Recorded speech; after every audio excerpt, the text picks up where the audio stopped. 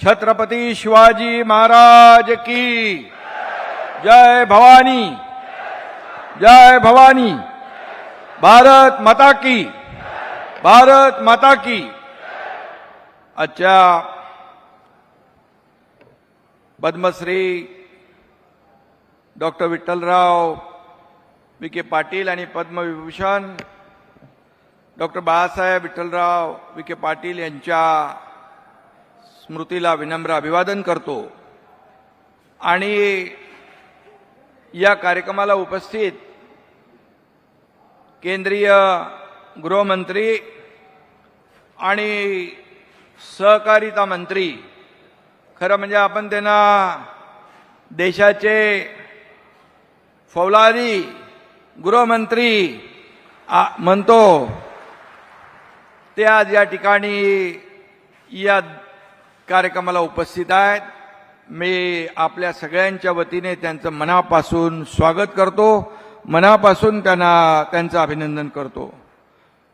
आपले लोकप्रिय मुख्यमंत्री देवेंद्र फडणवीस साहेब, आमचे सहकारी उपमुख्यमंत्री अजितदादा पवार, सहकार मंत्री केंद्रीय मुरलीधर मोहोळजी, ज्यांनी या कार्यक्रमाचं आयोजन केले ते जलसंपदा मंत्री आणि पालकमंत्री राधाकृष्ण विखे पाटीलजी, महसूल मंत्री चंद्रशेखर बावनकुळेजी, प्रदेशाध्यक्ष रवींद्र चव्हाणजी, गिरीश महाजनजी, पंकजताई आमच्या तिकडे, पंकजताई मुंडेजी, जयकुमार गोरे, सहकार मंत्री बाबासाहेब पाटील आणि सुजय विखे पाटील, मोनिकाताई राजळे, विठ्ठलराव लंगे, आमदार अमोल खताळ, काशीनाथ दाते, आशुतोष काळे, विक्रम पाचपुते, किरण लामटे, सर्व व्यासपीठावरील सन्माननीय मान्यवर आणि उपस्थित सर्व लाडक्या बहिणी इकडे समोर आहेत आणि लाडके भाऊही आहेत आणि लाडके शेतकरी बांधव भगिनी आणि पत्रकार मित्रांनो, खरं म्हणजे महाराष्ट्र आपली जी भूमी आहे यामध्ये सहकाराचं एवढं मोठं जाळं आणि मुळं एवढी खोलवर आहेत की आणि इथूनच देशभर ती फोपावली गेली। खरं म्हणजे सहकारिता के माध्यम से देश की समृद्धि का संकल्प लेने वाले और किसानों के जीवन में क्रांति लाने वाले और क्रांति लाने के लिए मिशन मोड पर कार्यरत रहने वाले अमित भाई, मैं आपका फिर एक बार इस महाराष्ट्र की धरती पर हृदय से स्वागत करता हूं। आपको बहुत बहुत अभिनंदन करता हूं आपका। आज खरं म्हणजे सहकार क्षेत्रातल्या दोघा महान पिता पुत्रांच्या पूर्णाकृती पुतळ्याचा हा संपन्न सोहळा होतोय। हा सोहळा म्हणजे प्रवरानगर लोणी परिसर हा महाराष्ट्राच्या सहकार इतिहासातलं हे खऱ्या अर्थाने आजचा ऐतिहासिक दिवस आहे। सुवर्णाक्षराने लिहून ठेवावा असा दिवस आहे, असं म्हटलं तर वावगं ठरणार नाही। आणि याच भूमीतून मगाशी मी म्हटलं, महाराष्ट्रातल्या नाही देशाला सहकाराचा वारसा मिळाला। या भूमीने दाखवलं शेतकरी संघटित होऊन आणि एकजुटीने क्रांती घडवू शकतो। इथूनच याची सुरुवात झाली। पद्मश्री डॉक्टर विठ्ठलराव विखे पाटील यांनी लोणीला पहिला सहकारी साखर कारखाना उभारून सहकाराची क्रांती घडवून आणली। शेतकऱ्यांच्या घामाला योग्य मोबदला मिळावा, त्यांच्या पिकाला चांगला भाव मिळाला पाहिजे, त्यांची मुलं शिक्षण घेऊन पुढे जावीत म्हणून विठ्ठलरावांनी संपूर्ण आपलं आयुष्य वेचलं। आणि त्याचबरोबर हाच वारसा लोकनेते बाळासाहेब विखे पाटील यांनी जीवापाड जपला। त्यांनी फक्त सहकार शेतीपुरतं मर्यादित न ठेवता प्रवरा मेडिकल कॉलेज असेल, प्रवरा कोऑपरेटिव्ह बँक असेल, शैक्षणिक संस्था, कृषी व आरोग्य प्रकल्प यांच्या माध्यमातून संपूर्ण अहिल्यानगर जिल्ह्यालाच खऱ्या अर्थाने नवसंजीवनी दिली आहे असं म्हटलं तर वावगं ठरणार नाही. आज लोणी व अहिल्यानगर जिल्हा हे शिक्षण, आरोग्य आणि सहकाराच्या कार्यामुळे देशभर ओळखलं जातं. विठ्ठलरावांचा, बाळासाहेबांनी वारसा खरं म्हणजे आमच्या मंत्रिमंडळातील सहकारी राधाकृष्ण विखे पाटील यांनी सुद्धा जपला आहे आणि पुढं आपला सुजय पण त्याचा वारसा पुढे नेतोय, याचा आपल्या सगळ्यांना अभिमान आहे. विठ्ठलराव यांनी या पहिल्या सहकारी साखर कारखान्याची इन्व्हेस्टमेंट केली. ती सामाजिक जाणीवेची होती, माणुसकीची होती आणि खऱ्या अर्थाने सहकार्याची होती. आज ही गुंतवणूक आज 2 पिढ्यानंतर देखील आपण फोपावलेली पाहतोय आणि याचा वटवृक्ष झालेला आपण पाहतोय. आणि म्हणून आज लोणी प्रवरानगर हे राज्यातच नाही तर देशात ग्रामीण विकासाचं मॉडेल म्हणून ओळखलं जातं, याचा देखील आपल्याला सार्थ अभिमान आहे. लोकशाही, चारित्र्य, बंधुभाव, शांतता, प्रगती ही तत्व म्हणजे सहकाराचा खरा आत्मा आहे. हाच आत्मा महाराष्ट्राने अनेक वर्ष जीवापाड जपलेला आहे. देशाला महासत्ता करण्याचा निर्धार केलेल्या आदरणीय प्रधानमंत्री नरेंद्र मोदीजींनी सुद्धा सहकाराचं महत्त्व किती आहे हे ओळखलं आणि पूर्वी सहकारामध्ये काय चालत होतं, काय होत होतं हे देखील ओळखलं. त्यामुळेच केंद्रात देखील सहकार खातं पहिल्यांदा निर्माण केलं आणि त्याची जबाबदारी गृहमंत्री अमित शाह साहेबांवर दिली. हा देखील एक मोठा इतिहास आहे. आणि म्हणून अमितभाईंसारख्या सामर्थ्य आणि कर्तृत्ववान नेत्याच्या हातात जबाबदारी आल्यानंतर त्यांनी जसं मोदीजींच्या नेतृत्वाखाली काश्मीरमधली 370 धारा हटवण्याचं ऐतिहासिक काम केलं आणि त्याच आत्मीयतेने, उसी आत्मीयता से किसानों की प्रगति के लिए भी अमित भाई काम कर रहे. ये बार बार उन्होंने अपने कार्यशैली से दिखाया है.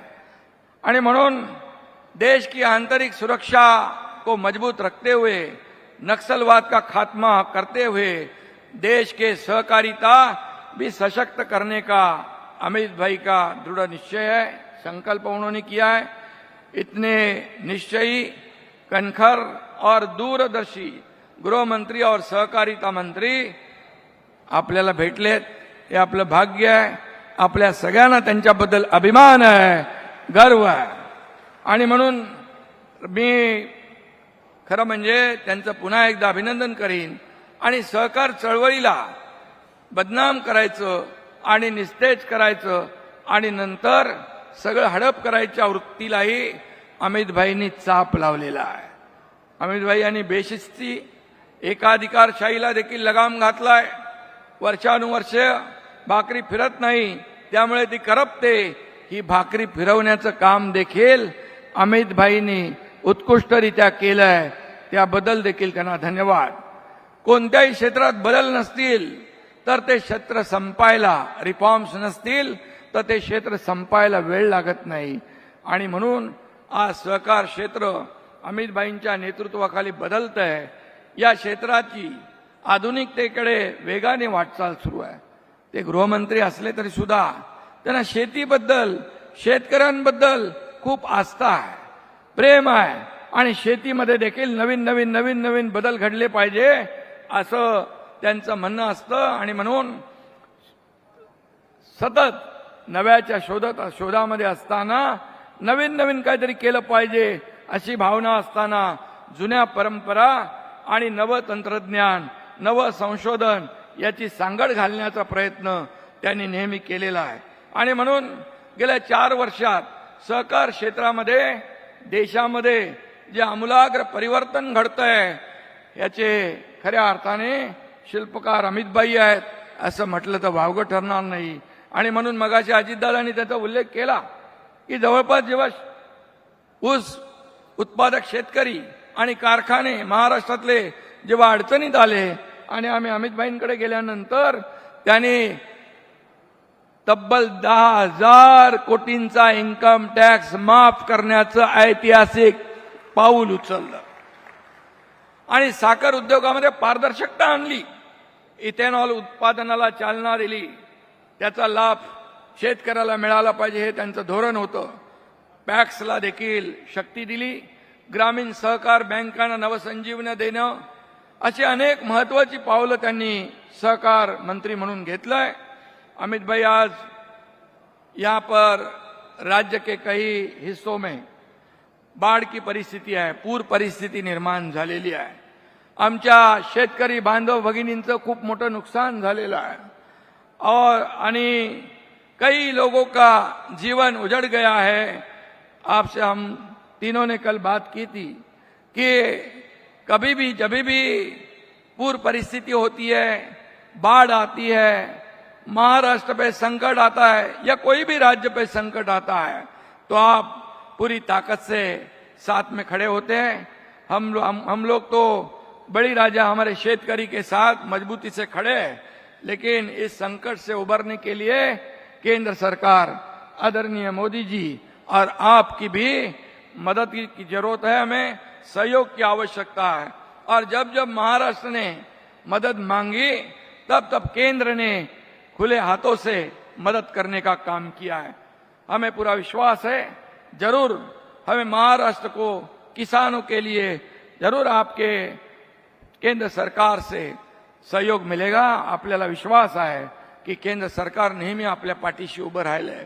आणि मी मगाशी आकडेवारी पाहत होतो तर 10 वर्ष 2010च्या पूर्वी 10 वर्षामध्ये केंद्र सरकारने महाराष्ट्राला फक्त 2 लाख कोटीची मदत केली होती. परंतु 2014 नंतर प्रधानमंत्री मोदीजी आल्यानंतर या महाराष्ट्राला अनेक प्रकल्पामध्ये दुप्पट तिप्पट चौपट नाही तर 5 पट 10 लाख कोटीची मदत महाराष्ट्राला केंद्राने केलेली आहे. आणि म्हणून त्यांचे आपण आभार मानूया.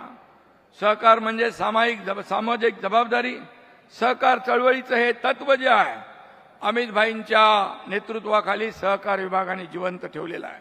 आणि म्हणून सहकार क्षेत्राला परिणामकारक आणि लोकाभिमुख झालं पाहिजे. सर्वसामान्य माणसाला न्याय मिळाला पाहिजे. जी काय पूर्वीची मक्तेदारी आहे ती संपुष्टात आली पाहिजे आणि सर्वांना, शेतकऱ्यांना त्याचा थेट लाभ झाला पाहिजे.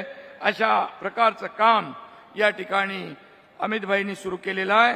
आणि म्हणूनच यामध्ये आता गरज आहे ग्रामीण भागातल्या तरुणांमध्ये पुन्हा नवी उमेद, आत्मविश्वास जागवण्याची. आणि म्हणूनच या ठिकाणी मी पुन्हा एकदा स्वर्गीय विठ्ठलराव आणि बाळासाहेब विखे पाटील यांनी खऱ्या अर्थाने समृद्धीसाठी सहकाराचा मार्ग दाखवला. तो मार्ग आपल्याला आणखी मोठा आणि प्रशस्त करायचा आहे. विठ्ठलरावांना आणि बाळासाहेबांना हीच खरी श्रद्धांजली ठरेल असं मी या ठिकाणी नमूद करू इच्छितो. आणि बिना सहकार नाही उद्धार. आणि म्हणून सहकाराच्या माध्यमातून देश आत्मनिर्भर होईल, महाराष्ट्र आत्मनिर्भर होईल आणि प्रधानमंत्री मोदीजींचं आत्मनिर्भर भारताचं स्वप्न साकार होईल. आणि त्यासाठी आपण एक दिलाने काम करूया. पुन्हा एकदा अमित भाईंना धन्यवाद. जय हिंद, जय महाराष्ट्र, जय सहकार.